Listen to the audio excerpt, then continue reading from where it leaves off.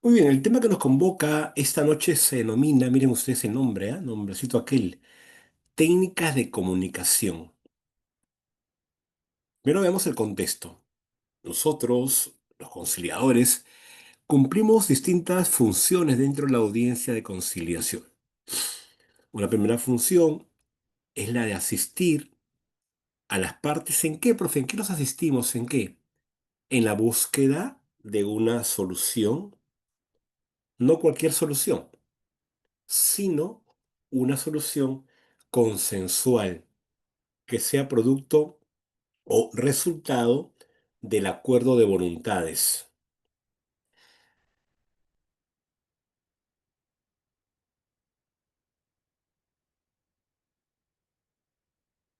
Ah, aló, hijita, aló, hijita, sí, hijita, ya arranqué ya, pero habla contigo, voy a hablar contigo, Nelita. ¿Ya, hijita? Ya, hijita. Un beso, un beso.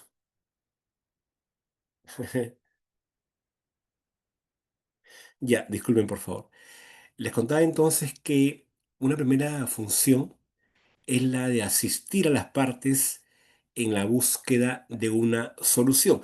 No cualquier solución, sino aquella solución que sea resultado del acuerdo de voluntades, no de la imposición de ningún tercero, ni del conciliador, ni de sus abogados, ni de cualquier otra tercera persona, sino más bien de ellos mismos, quienes producto del convencimiento que ellos han logrado por sí mismos, han llegado a un acuerdo determinado. Esa es la función de asistir. Una segunda función es la de facilitar. Pues, ¿facilitar qué? Facilitar la comunicación o el diálogo entre las partes. No se olviden, ustedes y yo somos facilitadores de la comunicación. Es decir, mejoramos la comunicación entre tanto el invitado como la parte solicitante. A veces por diferentes motivos, esta comunicación se ha resquebrajado porque no se escuchan. Entonces, ¿usted qué cosa tiene que hacer? Por ejemplo, poner reglas para que ellos sepan que hay reglas de comportamiento en el diálogo. Segundo, corregir cualquier inconducta que se produzca. Tercero, formular preguntas pertinentes, referidas al tema, oportunas en el momento indicado y con un lenguaje claro y sencillo. Todo eso todo eso implica nuestra labor como facilitadores del diálogo. Es la segunda función que se llama función facilitativa. La número tres, que ustedes lo recuerdan también, es la función propositiva, mediante la cual nosotros proponemos una fórmula de solución no obligatoria.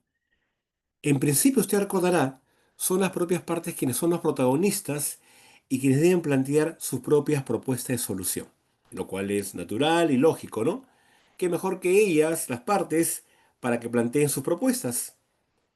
Sin embargo, eventualmente, también es posible que nosotros, los conciliadores, planteemos alguna propuesta, repito, que ellos podrán aceptar o rechazar sin ningún inconveniente. Porque es una fórmula conciliatoria no obligatoria.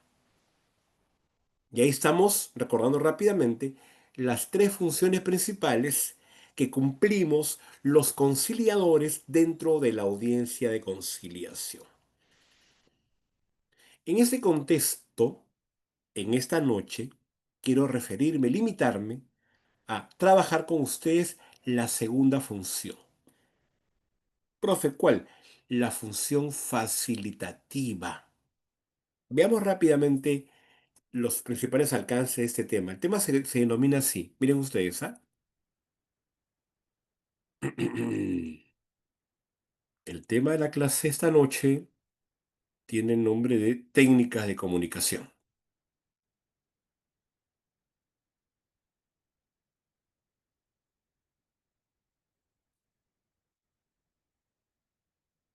Perfecto. ¿Y se desarrollan dentro del marco de qué, profe? Dentro del marco o se aplican dentro del marco del cumplimiento de las funciones del conciliador. se aplican dentro del marco del cumplimiento de las funciones del conciliador. Que como contamos hace un instante son básicamente tres. Asistir, facilitar y proponer. Y precisamente dentro de esta segunda función, la de facilitar la comunicación, pues trabajamos técnicas de comunicación.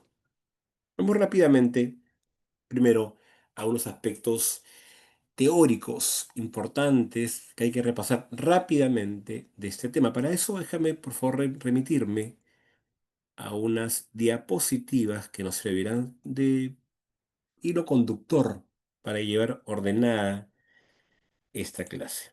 Vamos a ver rápidamente entonces el módulo correspondiente a técnicas. Módulo correspondiente a técnicas de comunicación.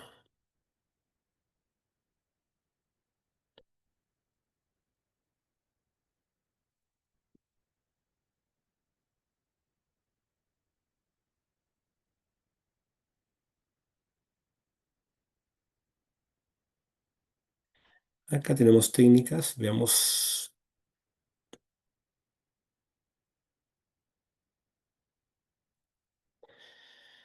veamos. Poco de, primero de teoría rápidamente para abordar el tema y luego ya entramos, ¿cómo está, doctora Elizabeth? Propiamente a los ejercicios, a la parte práctica, que es, por supuesto, es muy valiosa. Pero siempre es importante conocer un poco el marco teórico del tema. ¿Ya, chicos? ¿De qué se trata? Muy bien. Hablamos entonces de la comunicación como un proceso básicamente interpersonal. Se da entre personas entre las cuales, ¿qué cosa ocurre? Circulan mensajes por medio o a través de diferentes canales, ya sea secuencialmente o de repente simultáneamente. Y todo este intercambio, toda esta circulación de mensajes se da siempre en un contexto determinado. Luego veremos dentro de ya el desarrollo cada elemento de esta definición. Pero es una comunicación referida a las personas básicamente, que se da entre dos o más, entre quienes efectivamente hay mensajes de ida y de vuelta por medio de lo que decimos, cómo lo decimos, cómo estamos de pie, cómo movemos las manos, en qué tono hablamos, con qué velocidad hablamos. Todo eso influye, por supuesto, en la comunicación, pero siempre se da en una situación tanto espacial como circunstancial de momento determinada. Ustedes recuerdan seguro que cuando sus hijos son pequeños, por ejemplo, y te preguntan por el significado de alguna palabra, por ejemplo, usted le pregunta y le dice, por favor, hijito, léeme toda la oración o léeme el párrafo, por favor, para que usted le dé un significado de acuerdo con el contexto en el cual se ubica dicho término. Pues bien, efectivamente, los contextos dan un significado muchas veces diferente a un término, a una expresión, a un mensaje, a una palabra. La importancia del contexto siempre viene dada, repito, por darle ese sentido a lo que se dice finalmente. Vamos rápidamente a unos elementos o los elementos principales de todo acto comunicativo. Primero, el emisor. En este momento yo estoy efectivamente actuando como un emisor, es quien codifica y envía la información. Claro, yo estoy efectivamente buscando dentro del código que manejamos en común ustedes y yo, en cuanto, código en el sentido de idioma ahorita ya, código en cuanto al idioma que manejamos en común el castellano, yo estoy buscando las palabras que me permitan a mí transmitir esta idea, este concepto, ese entendimiento sobre la comunicación y luego las técnicas de comunicación y toda la actuación nuestra como facilitadores de la comunicación. Pues bien, entonces Yo como emisor, insisto, estoy buscando dentro del código en común que manejamos ustedes y yo, el idioma español-castellano, estoy buscando, eligiendo ciertas palabras, ciertos términos que a mí me permiten, según mi opinión, transmitir esta información, este conocimiento a cada uno de ustedes. Ustedes están, los que están atentos, por supuesto, bueno, en realidad todos, pero a veces cumplimos o no la función, somos el elemento número dos llamado el receptor. Somos quienes, ustedes son quienes, a quien está dirigido este mensaje que yo estoy emitiendo. Y su tarea de ustedes es la de decodificar, tomar las palabras que yo emito en su real sentido y darle el significado que yo estoy de repente intentando darle. Ah, profe, entonces a usted se dirige el mensaje como receptor y usted se encarga de decodificarlo, entenderlo, darle a cada palabra la acepción que corresponde para el contexto académico de un curso de conciliación que estamos trabajando esta noche. El canal, lo más cercano a la conciliación en cuanto al canal como elemento, está referido a si es que el mensaje ha sido dado, por ejemplo, por medio de la palabra, como ahorita. Si yo prendo mi cámara, que no lo hago porque ando con un problema ahorita de una congestión nasal, eh, prendo mi cámara, también tengo movimientos, gestos, miradas, movimientos de manos, cómo miro a la pantalla, etcétera. Y eso también ya no es lo que digo, sino es qué lenguaje corporal utilizo. Es otro canal. Pero usted también escucha a veces mi entonación, cuando subo la voz, la bajo, o hablo más rápido o más lento. Todo ello también implica otro canal más. Entonces, el concepto, la acepción más cercana al nuestro manejo, nuestro curso de canales, está referido a, básicamente, si es por medio de la palabra hablada, por medio de nuestros movimientos corporales o por medio de la entonación, la velocidad o el volumen de la voz. El cuarto elemento de todo acto comunicativo está referido al mensaje en sí mismo, que es lo que yo emito, la idea que transmito, el mensaje que doy, lo que explico, cómo lo explico, el contenido. Es el resultado de la codificación, de la elección de términos realizada por quién, por el emisor. El mensaje finalmente ha sido producido, ha sido elaborado por quién, por el que está hablando. Y necesita de todas maneras de un receptor que esté atento, que ponga de su parte para que el mensaje llegue. Finalmente, el contexto es la situación, la circunstancia, sobre todo circunstancia en la cual se da dicho acto de comunicación. También se habla mucho a veces del contexto también espacial, no solamente en cuanto a circunstancias, no, espacial, temporal y circunstancial. Aquí básicamente la circunstancia es lo que más prima dentro del tema de conciliación, pero también podemos tomar en cuenta como contexto en qué lugar se dijo, se comunicaron, ¿correcto? En qué momento, a qué hora, una serie de elementos más espaciales y temporales que le dan significado al mensaje y a este acto de comunicativo. Yo les hablaba hace un ratito de los canales de la comunicación humana. Les hablaba, les hablaba del canal verbal, le hablaba yo de la palabra hablada o escrita, lo que decimos, pero lo que decimos, doctor, doctora, cobra significado real cuando lo evaluamos junto con cómo lo decimos, con qué mirada lo decimos, en qué momento, con qué volumen, con qué velocidad. Todo el resto le da, por supuesto, sentido a lo que decimos. Lo que decimos no puede estar aislado, solito, independiente. No, no, no, no. Todo se recibe en conjunto y se entiende en conjunto. Entonces, cuando hablamos, utilizamos o lo hacemos por medio de estos tres canales. El verbal, la palabra hablada o escrita. El paraverbal está referido a la velocidad con la que hablamos, el volumen, el ritmo de la voz. De repente en una audiencia conciliatoria, una señora habla muy bajito, así para adentro, clase habla, ¿no? Entonces yo digo, aquí está ocurriendo algo. De repente el desequilibrio de poder es demasiado abismal. De repente ha sido víctima frecuente, recurrente de abuso, maltrato, menosprecio, o de repente su personalidad, yo no lo sé, pero eso me indica algo a mí. Entonces el hecho de que yo esté observando a las partes me hará ir viendo cuál es la situación actual entre ellos dos, cuál es su comportamiento actual, qué puedo hacer para mejorar todo esto, porque finalmente, si yo no la escucho, no la entiendo y no se expresa, bien complicado que yo pueda ayudarla o ayudarlos.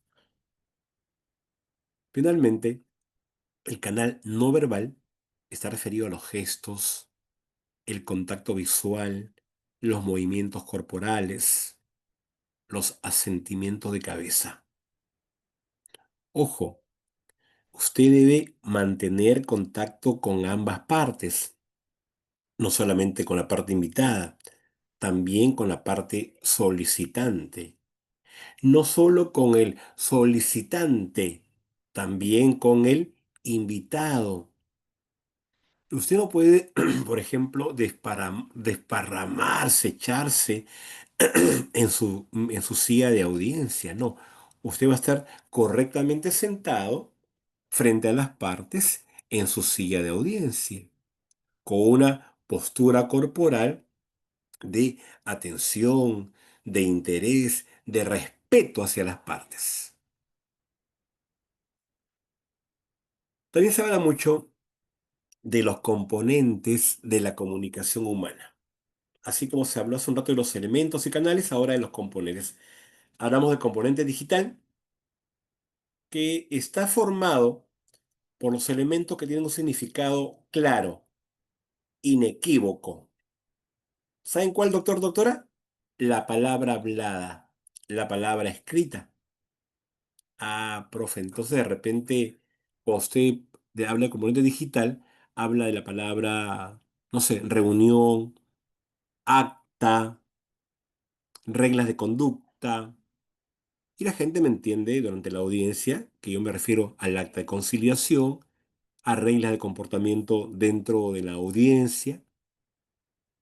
Efectivamente. Entonces, hay palabras cuyo significado, mejor dicho, las palabras tienen un significado generalmente claro, inequívoco, que igual se le puede dar un sentido de acuerdo con un contexto y con unas circunstancias adicionales. Pero cuando hablo de componente digital, hacemos referencia que en ese caso el lenguaje verbal tiene un significado claro e inequívoco. Todo el mundo sabe lo que es un acta de conciliación, no todo el mundo, pero la gente que está vinculada sí, acta de conciliación, una regla de comportamiento, ¿correcto? La presencia de un abogado, todas esas expresiones se entienden.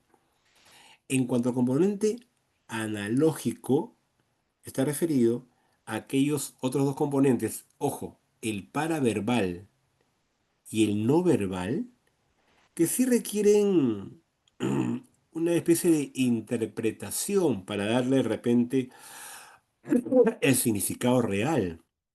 No sabemos exactamente cuál es su significado, sino más bien lo interpretamos. De repente un movimiento de las partes. Con relación, por ejemplo, al tono de voz. Ustedes recuerdan que yo les comentaba el ejemplo de la señora, ¿no? Llega a la audiencia de conciliación y habla muy bajito, muy bajito. Entonces yo puedo creer, efectivamente, que el desequilibrio es muy abismal, que está siendo abusada permanentemente, y a lo mejor no es tan cierto, a lo mejor está delicada de salud, y al bajito porque tiene una congestión nasal y una gripe muy fuerte, y yo estoy de repente dándole un significado distinto. ¿Por qué? Porque en el componente analógico requiere una interpretación que está sujeta de repente a algún tipo de inexactitud, que no sea exacto lo que yo esté considerando. Lo mismo con el tema de el lenguaje corporal. De repente alguien levanta la mano y yo pienso que está siendo de repente atrevido y es no, porque es un problema que tiene también físico y eventualmente hace ese gesto por evitar un dolor. No lo sé. Entonces, en cuanto al componente analógico, está conformado por aquellos elementos cuyo significado no puede ser necesariamente descifrado exactamente. Y hablamos de el lenguaje no verbal y el volumen, velocidad, que es el lenguaje paraverbal.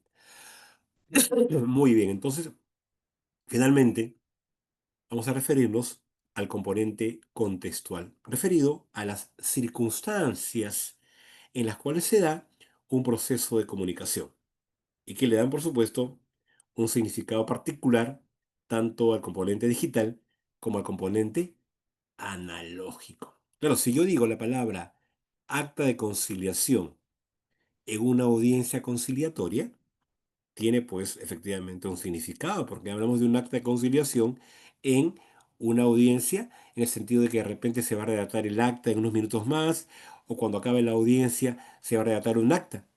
Si yo hablo acta de conciliación en un juzgado, se entiende que esa acta se ha ido allí para ser ejecutada, por ejemplo. Entonces el contexto, el componente contextual le da un significado distinto a veces a los otros componentes digital y analógico respectivamente. Hay un tema también muy interesante que lo trabajaré rápidamente, que se llaman pues los axiomas de la comunicación humana. ¿Y a qué se refieren antes de poner la diapositiva? Se refiere a algunos postulados, algunos principios que son absolutos y que se han reconocido que en toda comunicación están presentes y que sirven igual como referencia, como para saber qué ocurre en cada acto o en todo acto comunicativo. Vamos a ver estos axiomas como postulados, principios, siempre presentes en toda comunicación humana. Veamos cuáles son.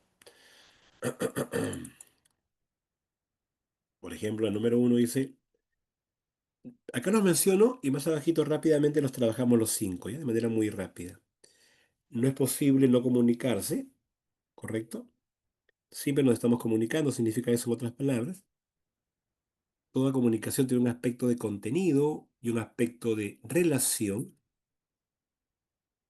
La naturaleza de toda relación humana depende de la puntuación en las secuencias de comunicación entre las personas. Las personas nos comunicamos en forma digital y en forma analógica. Todos los intercambios en comunicación pueden ser simétricos o complementarios si están basados en la igualdad, son simétricos y en la diferencia son complementarios. Ahorita veremos los cinco rápidamente con una mejor explicación. Esto solamente es una presentación de los axiomas. Acá vienen la explicación de cada uno de ellos. Veamos rápidamente.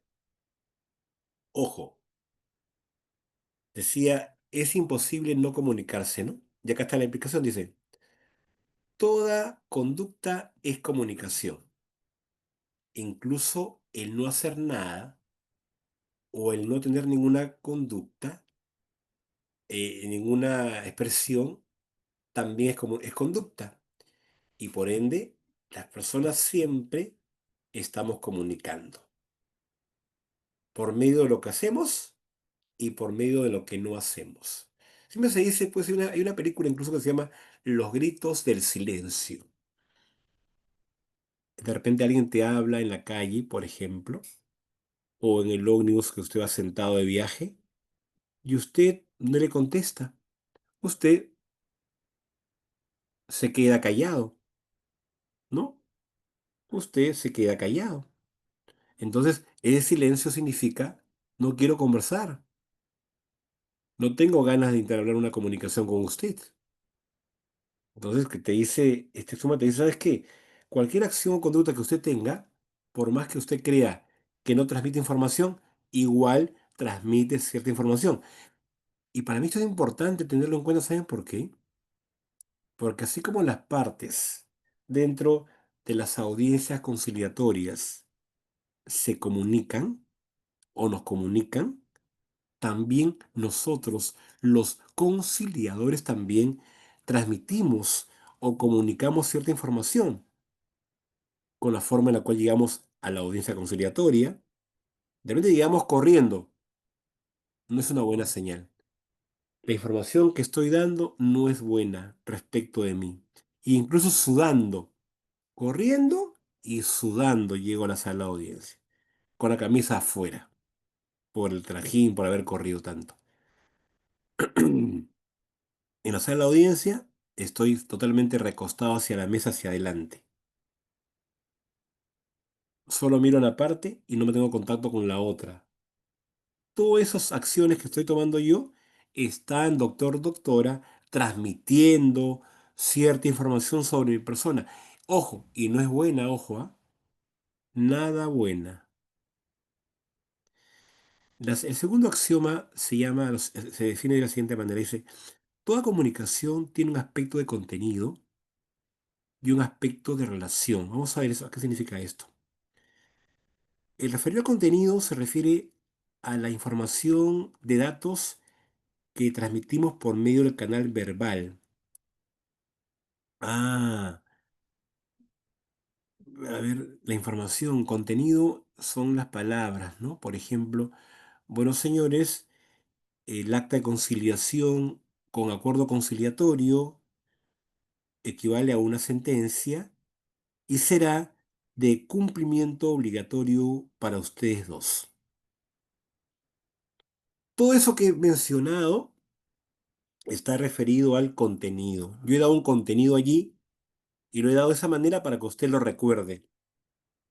Que el acta de conciliación que contenga acuerdos conciliatorios tiene un valor equivalente al de una sentencia, por lo que será de cumplimiento obligatorio para ustedes. Perfecto. Contenido, profe, contenido. Pero usted dirá, el profesor lo está dando dentro de una audiencia de conciliación y lo está diciendo de manera muy firme, con cierta autoridad, con una mirada amable pero segura. Está demostrando una relación, en este caso, y lo digo entre comillas, de autoridad respecto de las partes. Autoridad en el conocimiento del tema, autoridad, porque una vez que firmen esa acta, que también lleva su firma de él, tiene un valor muy importante, tiene un valor legal. Entonces, cuando hablamos de relación, nos referimos a qué relación puede existir entre un emisor y las partes a partir de la forma como él se expresa. Y eso lo evaluamos en su lenguaje no verbal y en su lenguaje paraverbal sobre todo. Ah, profe, vamos a ver. Entonces, o sea, lo que usted dijo del acta de conciliación en la audiencia. Usted está dando su discurso de apertura, llamado también monólogo inicial en la audiencia conciliatoria, y le dice a las partes que una vez concluida esta audiencia de conciliación, se procederá a redactar un documento llamado acta de conciliación. Y si es que hemos logrado acuerdos conciliatorios, les cuento a ambos, esta acta tiene un valor equivalente a una sentencia, por lo que será de cumplimiento obligatorio para ustedes dos. El contenido es la información que yo di.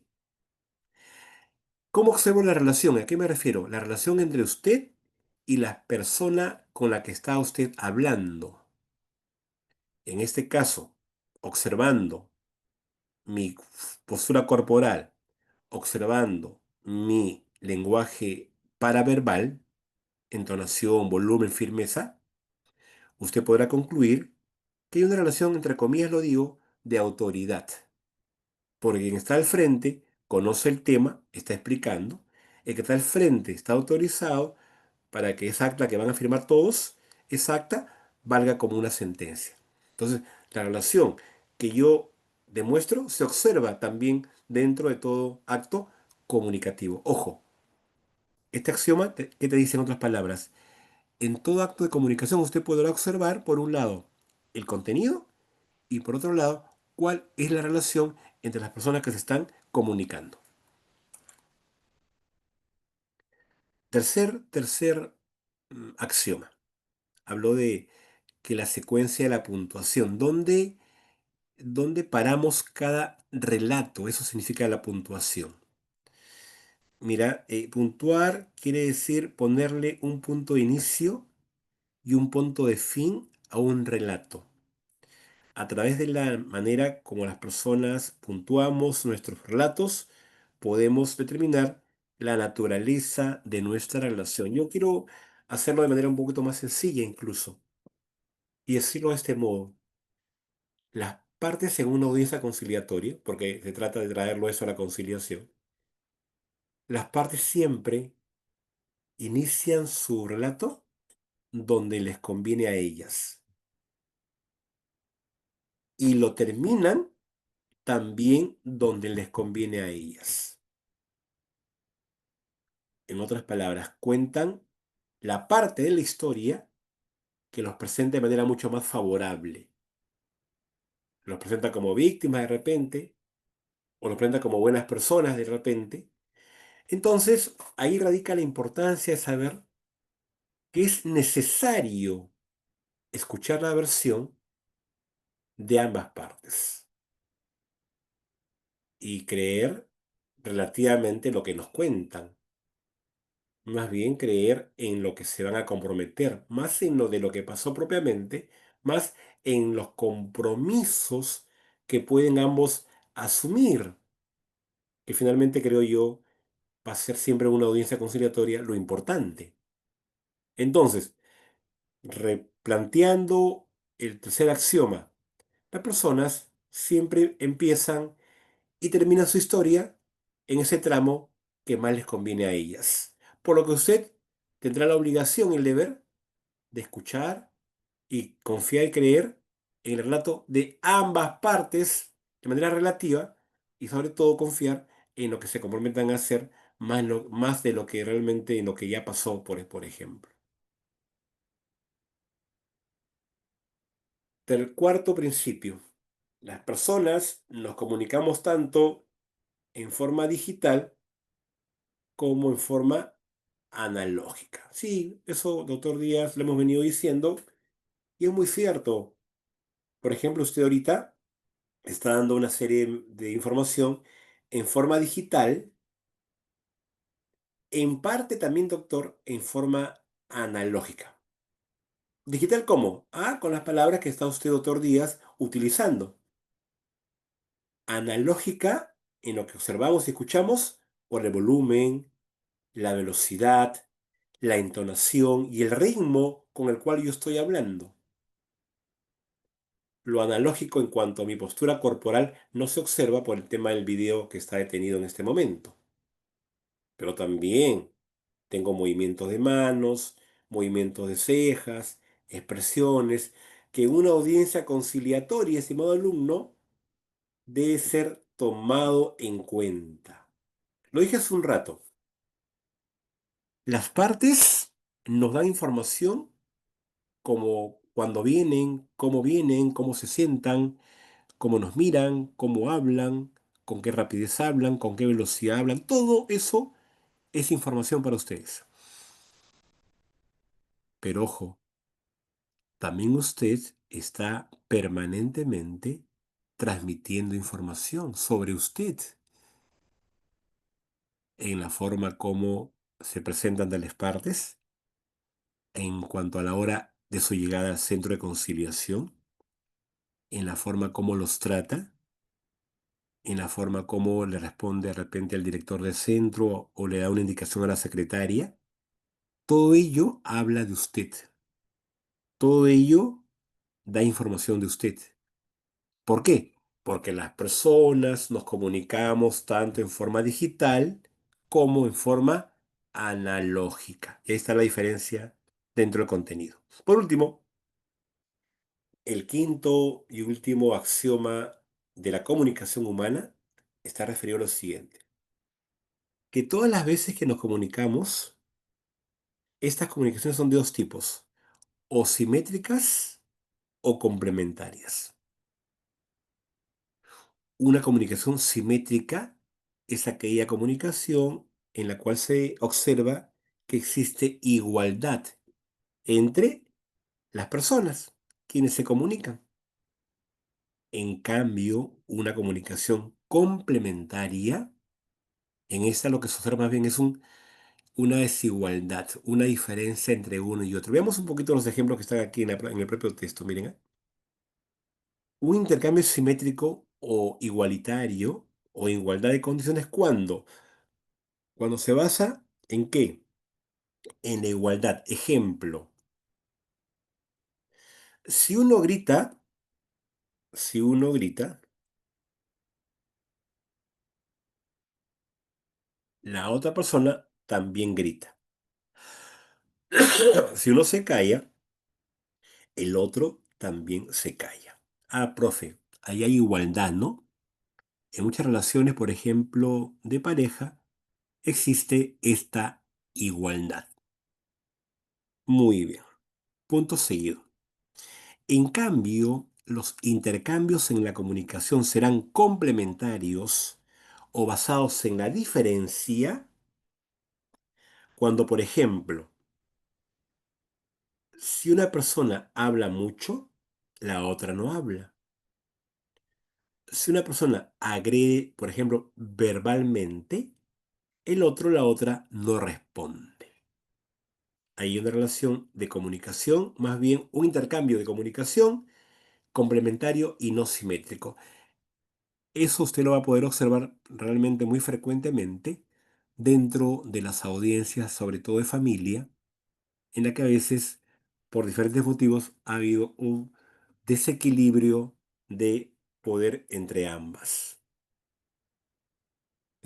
partes, ¿no es cierto?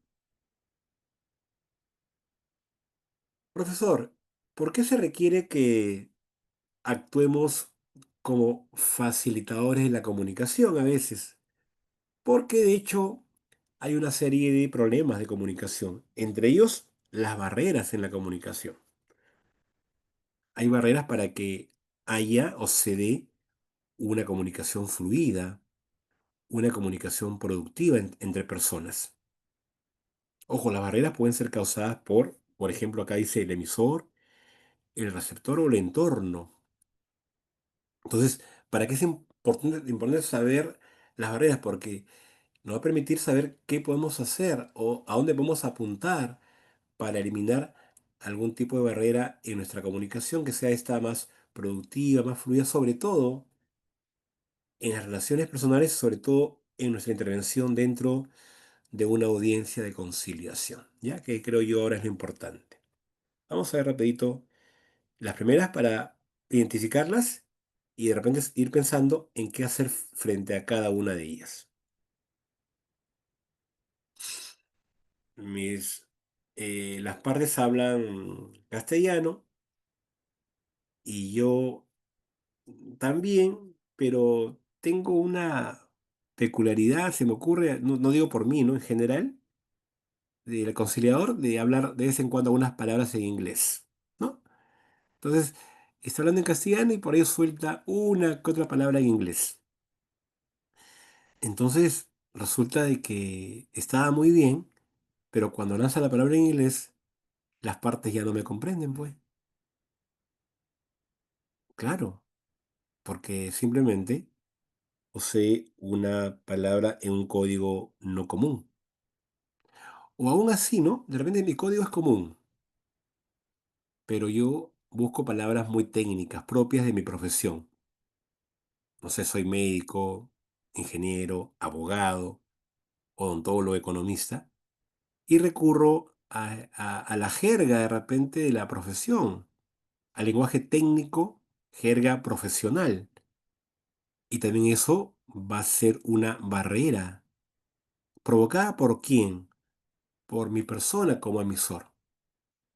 Luego también podría ser, segunda razón, cuando no somos precisos o claros al enviar un mensaje.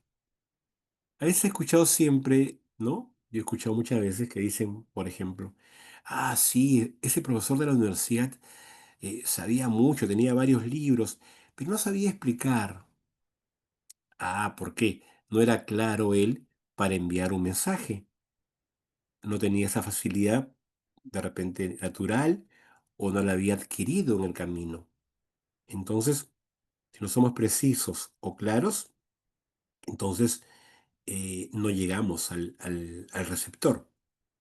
O lo que continúa que tiene que ver mucho con lo anterior, la falta de habilidad para expresarnos, ¿no? Sí, hay personas que tienen más facilidad que otras para poder comunicarse. De repente vamos con una actitud negativa para conversar, no vamos con el deseo de hacerlo, ya estamos con el pie en alto y todo ello podría provocar que no haya una buena comunicación porque ya estoy predispuesto a no entenderme, no expresarme, no entenderla, no entenderlo, etcétera. Y el no ser empático es no ponerme en el lugar de la otra persona para poder expresarme de manera sencilla y clara. Por ejemplo, yo una vez escuchaba, ¿no? En un análisis que se hizo a una campaña presidencial norteamericana, ¿no? Se analizó a Donald Trump versus Hillary Clinton. Y un poco la conclusión era que en cuanto a la comunicación, Hillary Clinton hablaba básicamente para muchachos, gente que había acabado ya en la secundaria y estaba ya a nivel casi universitario. Y en cambio, Donald Trump hablaba para personas de primaria, básicamente. Entonces, de hecho, de repente allí un poquito de hubo una falla en los asesores de Hillary Clinton, porque de repente la mayor población, al mayor electorado votante, está en ese nivel y hay que hablarle a la mayor cantidad de población, no a un grupo reducido, sobre todo si estás en campaña política. Entonces, aquí cuando yo digo no ser empático, va a referirte a que a lo mejor tú no te pones en el lugar de que está al frente para usar palabras, términos que él, que ella nos puede entender, ¿no? Eso significa no ser empático. Pero también va a haber problemas de comunicación que están al frente, que ya no son causadas por mi persona, sino ahora por el receptor, por quien tiene que estar, a quien está dirigido el mensaje. De repente alguien está hablando en una audiencia de conciliación, una de las partes, y la otra parte simplemente no está prestando atención.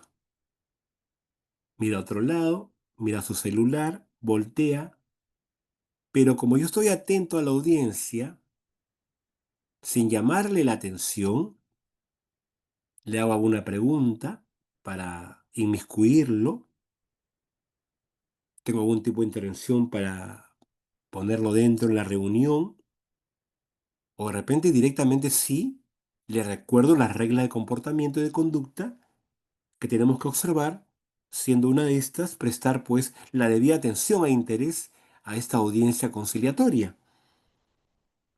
Entonces de repente es verdad, es posible que en una audiencia una de las partes simplemente venga con total desánimo y no esté dispuesta a prestar ningún tipo de atención.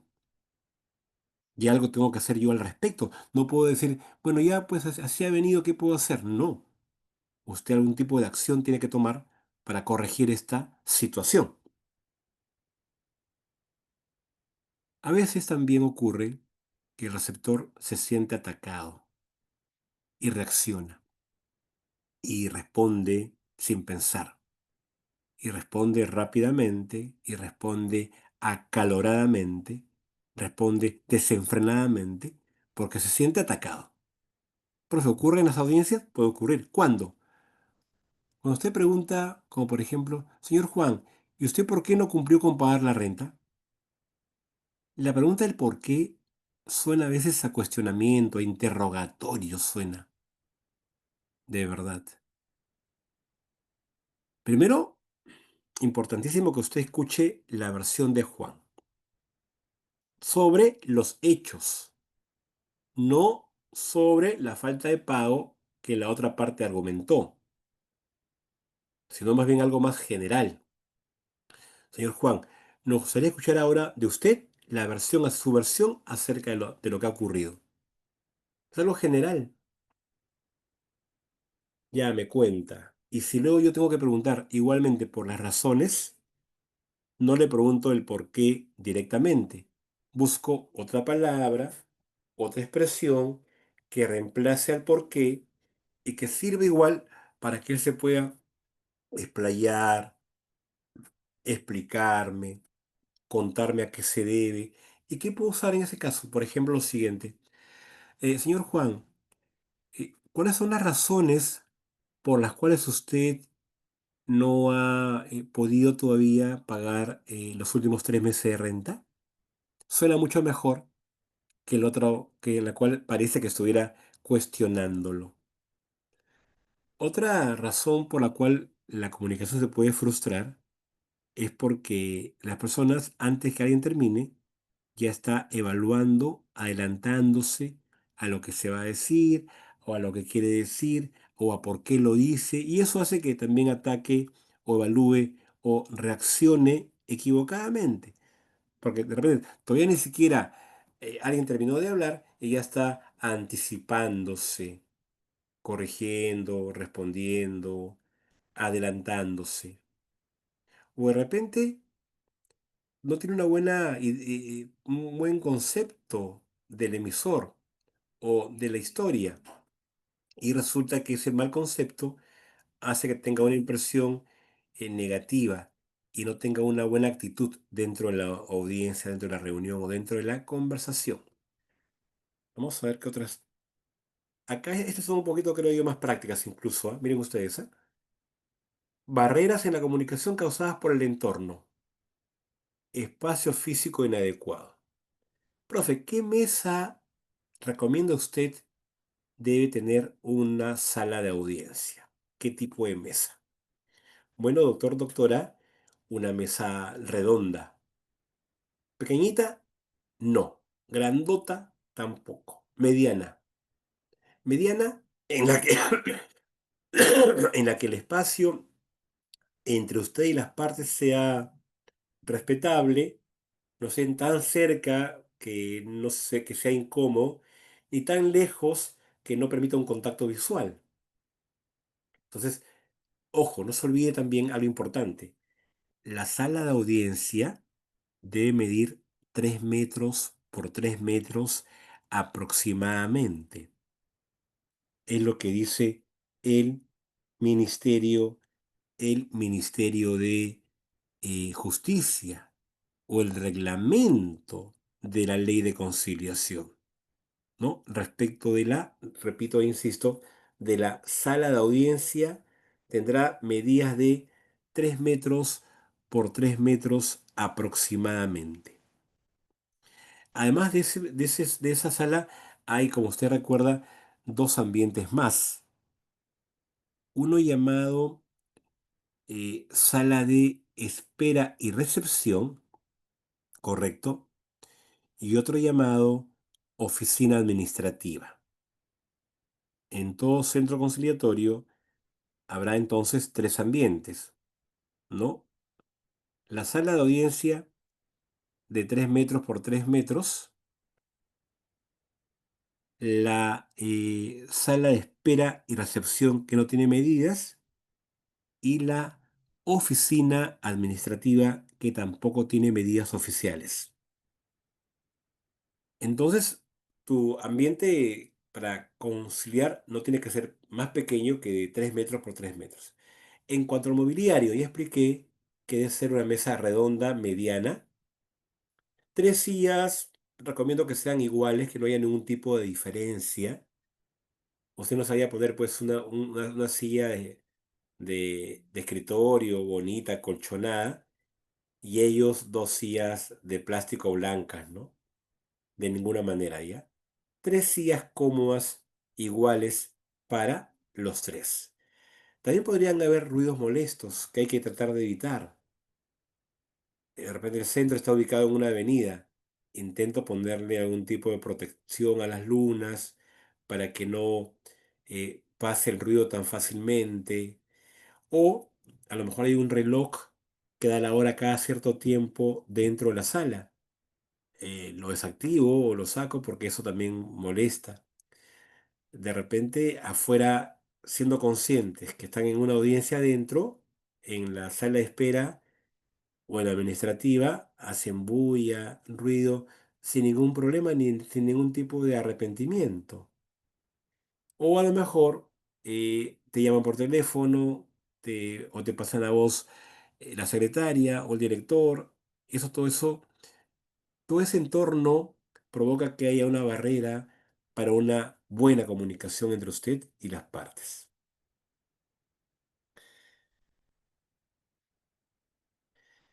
Ya les contaba hace un rato respecto a tres funciones del conciliador, pero aquí, en este artículo 43 del reglamento, encontraremos una serie de funciones más, llamadas, les cuento, funciones específicas de parte de quién, del conciliador, ¿no? Funciones específicas. Número uno, artículo 43 del reglamento. Número uno, facilitar el diálogo. Profe, ¿eso usted ya nos explicó? Sí, lo que le hemos llamado el cumplimiento de la función facilitativa a través del cumplimiento a su vez del el rol llamado facilitador de la comunicación entre las partes. Eso somos ustedes y yo, estimados alumnos. Somos facilitadores del diálogo. Mejoramos, hacemos preguntas, parafraseamos, nos reunimos por separado con cada parte, hacemos preguntas pertinentes, abiertas, cerradas, etcétera. Número dos, segunda función.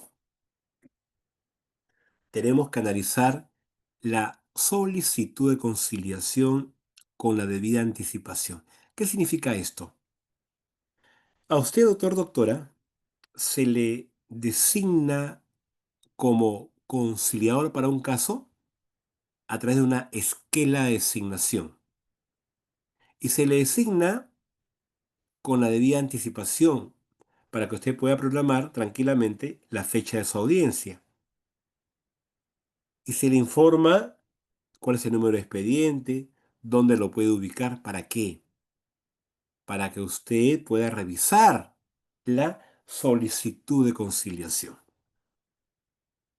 Ah, profe, entonces yo tengo el deber, la función de ir a por ejemplo, a la oficina administrativa del centro de conciliación, una que fui designado, pedir el expediente y poder revisarlo. Sí, exactamente. ¿Para qué? Para saber si tengo competencia, tengo un hombre preparado en ese tema, si tengo la especialidad en familia para poder ver un tema de familia, por ejemplo, pero también para lo siguiente, miren ustedes, atentos por favor, para poder, atentos, determinar si se hace necesario o no la intervención de otro conciliador junto conmigo en esta audiencia. Eso se llama la coconciliación. Usted va a determinar si existe o no la necesidad que haya una coconciliación. El trabajo, la intervención, la participación de dos conciliadores juntos en una misma audiencia conciliatoria. Ah, los dos van a conciliar, sí, los dos van a conciliar. Profe, pero ¿cómo así lo decide uno? Miren, les cuento, ¿ya? Usted póngase el caso siguiente. Hoy día en la mañana, usted ha recibido una esquela de designación para un caso de contrataciones públicas, ¿correcto? Unas valorizaciones, un tema por allí que le ha llegado a usted para que usted lo concilie. Usted ya aceptó la designación y va y revisa el expediente y ve que el caso tiene su complejidad, que no es tan fácil, digamos, ¿no?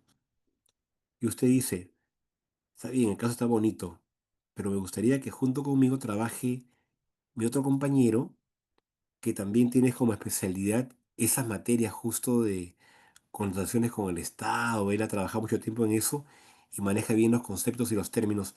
Me gustaría que él también sea conciliador para este caso junto conmigo, ojo, junto conmigo, ¿ah? Entonces, una vez que el señor conciliador revisó el expediente, creyó conveniente que sería bueno que junto con él participe de la audiencia un compañero más del centro, que es experto en el tema de las contrataciones públicas. Y se lo informa a quién, al director del centro. ¿Para qué? Para que el director, tomando en cuenta su pedido, designe a un conciliador, ojo, no para que reemplace al anterior, no, no, no, para que complemente su labor, a un conciliador adicional que, repito, complementaría la labor realizada por este primer conciliador. Eso se llama, insisto, la co-conciliación, que significa el trabajo, la intervención, la conducción de una audiencia a cargo de dos conciliadores. Número 3. Tercera función. Brindar información a las partes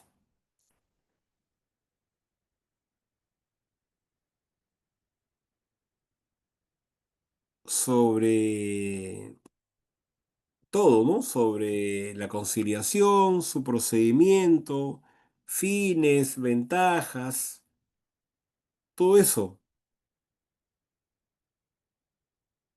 Ah, profe, hay que brindar información, claro. Profe, ¿y en qué momento lo damos?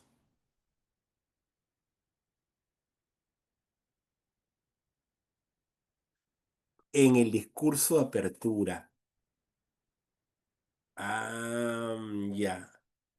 Al comienzo de la audiencia de conciliación, estimado alumno, usted tiene el deber de explicarle a las partes acerca del procedimiento, sus ventajas, valor del acta, regla de conducta, reunión por separado, una serie de datos e información necesaria. ¿Cuándo lo da usted? Al comienzo de la audiencia conciliatoria, en esta etapa llamada monólogo inicial o discurso de apertura. ¿Cómo es? Bueno, hay varias formas de hacerlo, pero siempre trato en clase de dar al menos algunas ideas, algunas pautas. Veamos por favor, chicos, atentos por favor, ¿ah? Vamos a dar después igual también en la práctica, ¿ya? Pero me adelanto un poquito. Atentos por favor. Señores, tengan ustedes muy buenos días. Quiero darles la más cordial bienvenida a nuestro centro de conciliación de primer nivel. Permítanme felicitarlos por haber optado por la conciliación como la forma más adecuada para resolver sus diferencias.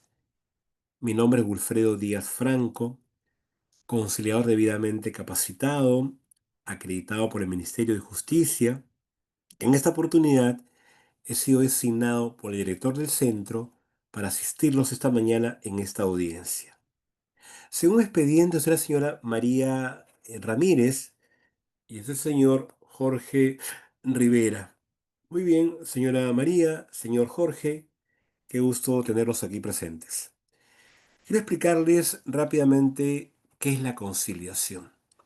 Es una forma alternativa al Poder Judicial, distinta al mismo, en la que juntos los tres intentaremos encontrar una solución a sus diferencias. Se basa en una serie de principios. Entre ellos quiero mencionar dos muy importantes. Número uno, la imparcialidad, que significa que el conciliador, yo, no estoy aquí para favorecer, acercarme o perjudicar a alguno de ustedes. Estoy aquí para ayudarlos a ambos a encontrar una solución. El segundo principio es el de confidencialidad.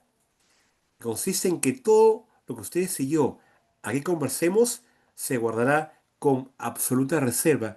No saldrá de estas cuatro paredes de la sala de audiencia. Muy bien. Tiene también esta conciliación una serie de ventajas. Por ejemplo, el ahorro de tiempo.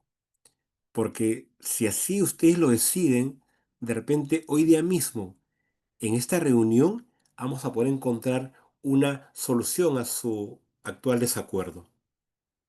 En segundo lugar, el ahorro económico. Porque el pago que se ha efectuado es un pago único y no habrá ningún pago posterior que hacer. En tercer lugar, y muy importante, es que con este proceso se evita todo el desgaste emocional que la gente sufre cuando está dentro de otro proceso distinto, como por ejemplo el proceso judicial.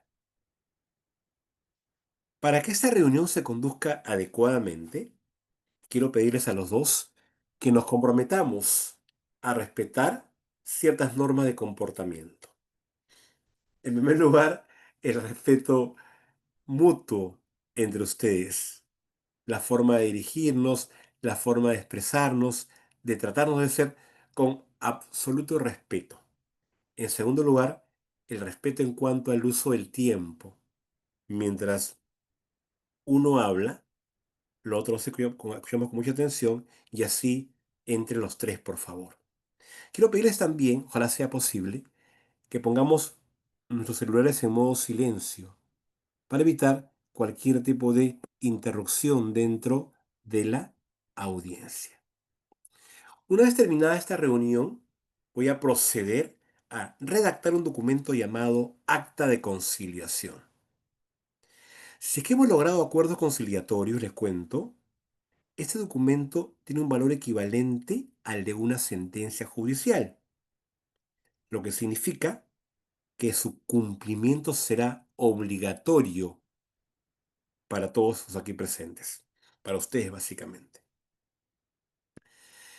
Estoy facultado por ley también, cuando lo crea conveniente o el caso así lo requiera, a reunirme por separado con cada uno de ustedes dos en forma confidencial.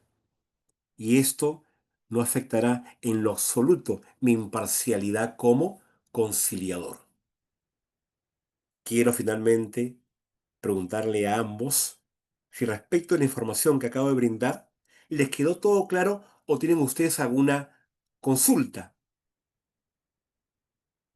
Si no hay consultas, entonces les cuento que es política o una de las reglas del centro de conciliación iniciar la audiencia con la parte solicitante. Con su venia, señor Jorge, le escuchamos, señora Rafaela, por favor, adelante. Eso es el punto número 3 llamado discurso de apertura como referencia, como una idea inicial.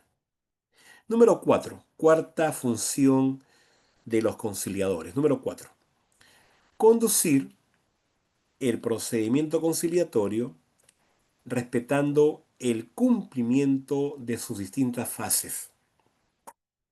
Para ello, los conciliadores deberán, dos puntos, veamos qué tenemos que hacer, chicos, ¿ya? Deberán, dos puntos. Ah, mire, ve, A, B, C, D, E, F y G. Una serie acá de, ¿no es cierto? De compromisos, de acciones que tenemos que tener dentro de la audiencia propiamente dicha. Ojo, ¿ah? En la audiencia de conciliación. Primero, debemos obtener información del problema. ¿Cómo la obtenemos? Preguntando. ¿Qué tipo de preguntas yo sugiero? Chicos, preguntas abiertas primero. ¿Para qué? Para que el receptor se explaye, explique, nos cuente la historia, nos narre hechos. Luego, cuando yo quiero definir cuestiones muy concretas, voy a, voy a hacer preguntas cerradas para que me respondan con un sí o con un no. Entonces, ahí hay dos situaciones, ¿no? Por un lado, tenemos las preguntas abiertas para que alguien se explaye, nos relate, nos explique. Y luego, cuando quiero datos mucho más puntuales o específicos, ya haré preguntas abiertas. Que trabajaremos, ¿ah? Ojo, trabajaremos mañana también y el fin de semana también las preguntas cerradas y abiertas. B. ¿Qué más haremos? Tenemos que identificar el problema o los problemas centrales sobre los cuales versará o tratará la audiencia conciliatoria. Sí, tenemos que identificar los temas a tratar en la audiencia. Ojalá lo recuerden, pero hemos comentado siempre en clase lo siguiente, estimado alumno. Y les pregunto, ojalá que me puedan responder. ¿Cómo se denomina aquella pretensión que ha sido consignada o señalada en la solicitud?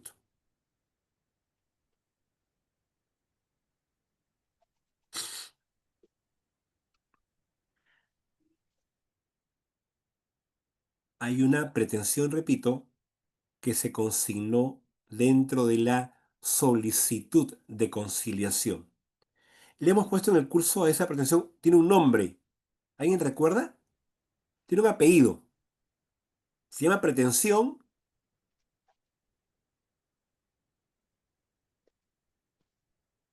Petitorio.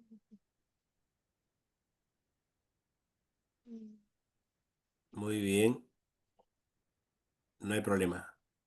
Examen para el día lunes, ¿ya chicos? Examen. El día lunes examen de todo lo tratado hasta el fin de semana también, ¿ya chicos?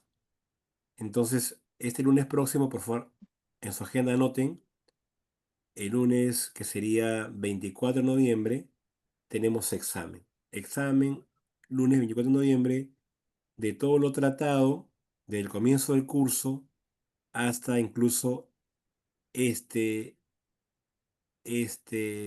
hasta mañana viernes ya, para que no se... Entonces el lunes hay examen, ya, de todo lo tratado, desde el comienzo hasta incluido lo que veremos mañana viernes 21. Esa pretensión se denomina pretensión determinada. Pretensión determinada. Y se diferencia de otra que se llama pretensión determinable. Y que es aquella pretensión o tema que se plantea o propone dentro de la Ya, audiencia conciliatoria. son medias. ¿No es cierto? Entonces, Sí, sí, sí. ojo, Van viendo todo. ojo, dentro de la audiencia de conciliación se pueden plantear temas nuevos que no hayan sido propuestos inicialmente. El tema nuevo puede ser perfectamente incorporado a la reunión y toma el nombre de pretensión determinable, porque se planteó, se propuso dentro del desarrollo de la audiencia conciliatoria. Bueno, entonces, lo que quería explicar. La agenda que está allí en el punto B consiste en eso, en hacer un listado o elaborar un listado de los temas por tratar dentro de la audiencia. En este listado se van a incluir tanto la pretensión determinada como la pretensión determinable. Ah, profe, lo que se planteó inicialmente en la solicitud como aquello que se planteó durante la audiencia conciliatoria. ¿Correcto? Sí, doctor. Sí, doctora. Es el B. C. tratar de identificar el interés de cada una de las partes. Este tema ya ustedes lo tienen muy claro, ¿no? El tema de que nosotros, los conciliadores, no podemos quedarnos con las posiciones. Tenemos que ir un poquito más allá y tratar de descubrir cuáles son los intereses de las partes. ¿No? No podemos quedarnos en lo que exigen, sino en por qué o para qué lo exigen.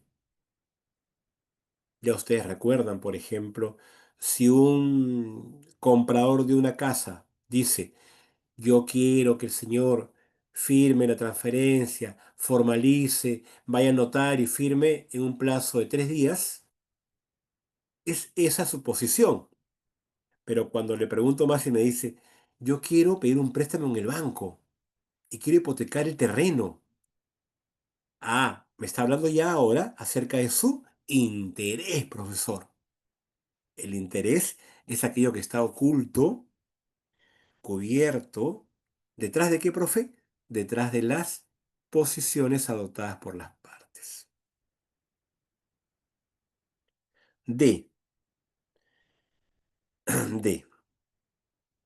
Usted también debería en la audiencia conciliatoria incentivar o motivar a las partes a buscar soluciones.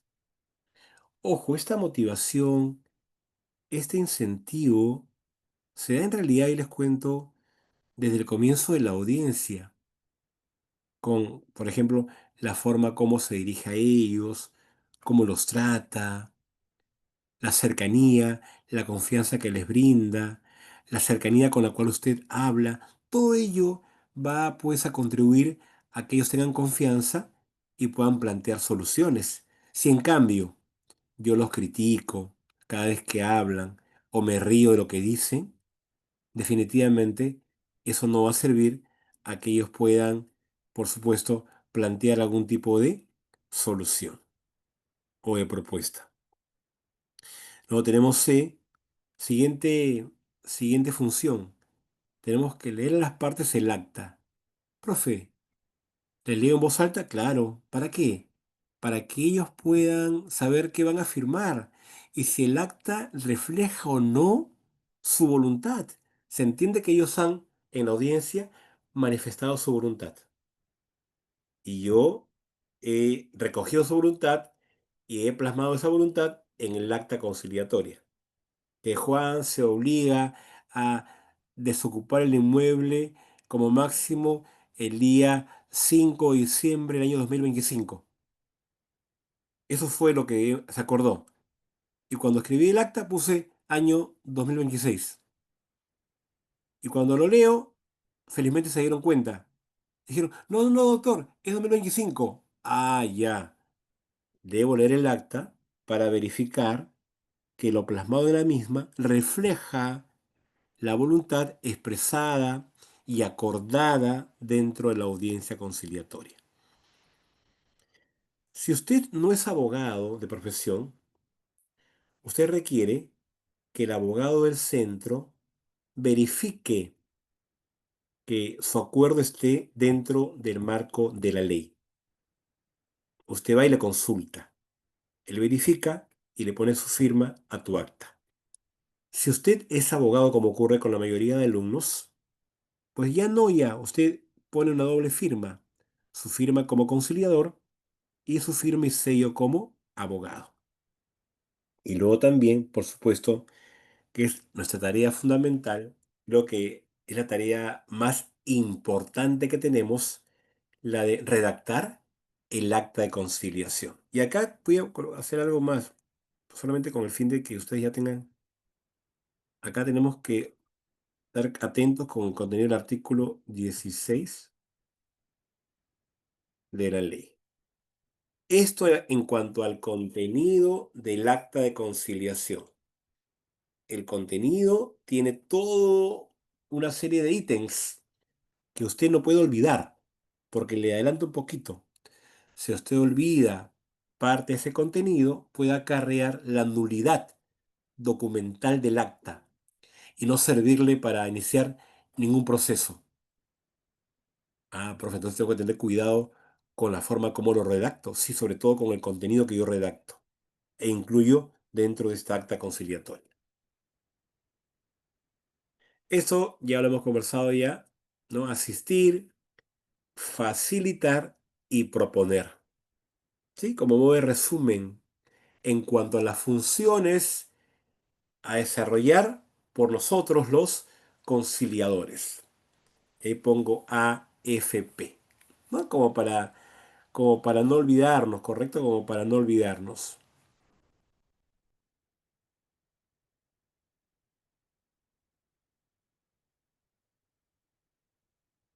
Muy bien, hasta ahí es la parte teórica inicial y acá viene, ya con esto vamos a empezar esta parte que es la parte más práctica, pero incluso importantísima del curso y del módulo, ¿no? Que son ya propiamente las técnicas de comunicación, propiamente. ¿Ya, chicos? Vamos a ver quién escribió algo de repente por acá. Ah, ya, el saludo de la tutorita Elizabeth hace un rato. Técnica número uno, que es la que veremos solamente esta noche por hoy día. Dice, la escucha activa.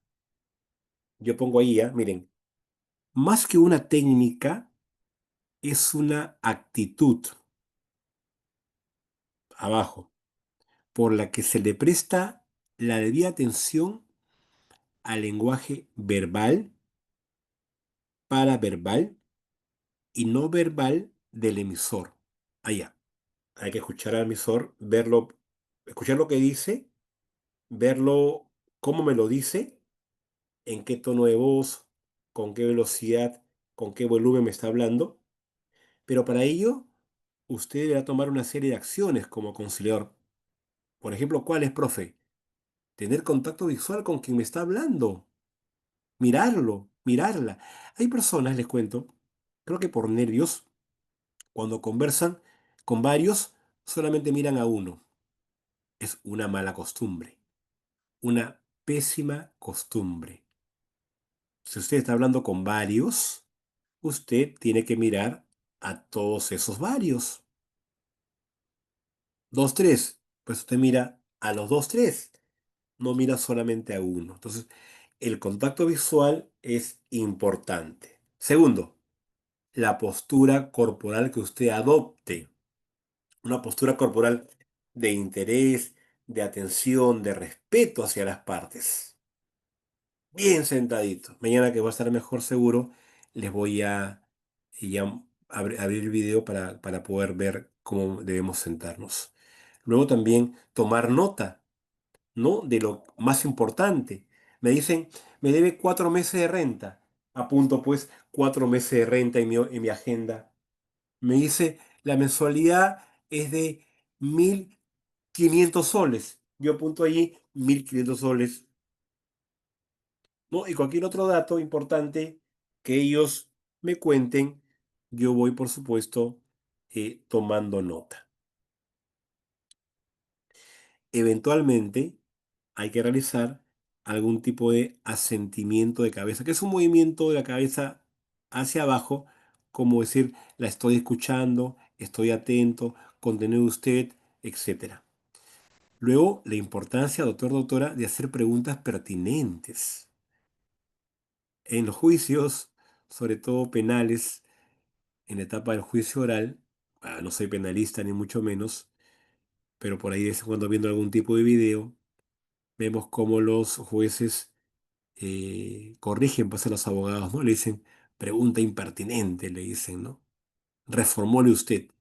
Y ya el abogado se pone nervioso porque ya reformule, ya no le liga y ahí queda, ¿no? A veces. Y finalmente, la escucha activa también se demuestra con un correcto parafraseo, ¿no? Con un parafraseo correcto en la cual usted haga un resumen de lo expresado por cada persona de manera clara, sencilla y sobre todo ajustado a lo que se dice. Veamos el grafiquito que está ahí a la derecha, creo que me parece muy interesante. A ver, miren ustedes. Primero miren a la mamá, cómo mira a su hija, cómo pone su mano con su hija en su cara para su otro brazo también con su hija.